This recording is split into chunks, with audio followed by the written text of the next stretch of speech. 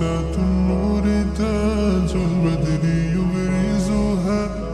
my pleasure to introduce the General Manager of one of the finest feed mill industries of Multan, Suncrop. So here we have Mr. Majid साहब.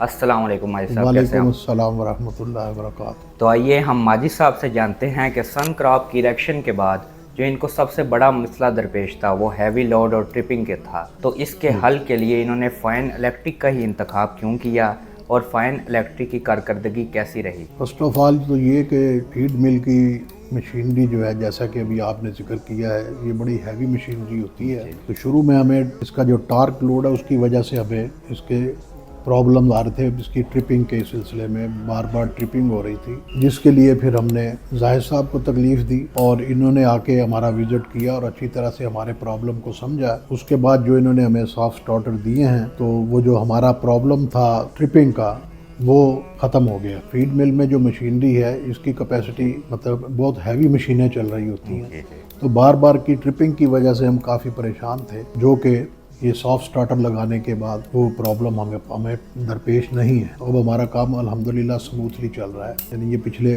7-8 साल पहले से हमने ये चला रहे हैं और काम जो है सेटिस्फैक्ट्री चल रहा है इसका। अच्छा सर, फाइन इलेक्ट्रिक के सॉफ्ट स्टार्टर को इंस्टॉल किए हुए कितना टाइम हो गया है, और अगर इस दौरान कोई कंप्लेन आई है तो फाइन इलेक्ट्रिक ने हमें अपनी जिम्मेदारियों को कैसे निभाया है? अल्हम्दुलिल्लाह पिछले 7-8 साल से ये हमारे पास चल रहे हैं और इस दौरान में अगर हमें कोई डिफ़िकल्टी पेश आई भी है तो इनकी तरफ से हमें फौरी रिस्पांस मिला है। मतलब अगर हमने इनको शाम को भी कॉल की है तो अगले दिन सुबह नमाज से पहले ये यहाँ होते थे और जो भी हमारा प्रॉब्लम होता था उसको ये उसी दिन निपटा दिया करते थे। इसलिए जब से हमारा ये सिस्टम लगा है इनका, तो प्रॉब्लम इनकी तरफ से हमें कभी नहीं आया, इनकी सर्विसेज की तरफ से भी कभी नहीं आया और इनके इंस्ट्रूमेंट का भी कभी कोई फिर प्रॉब्लम नहीं आया।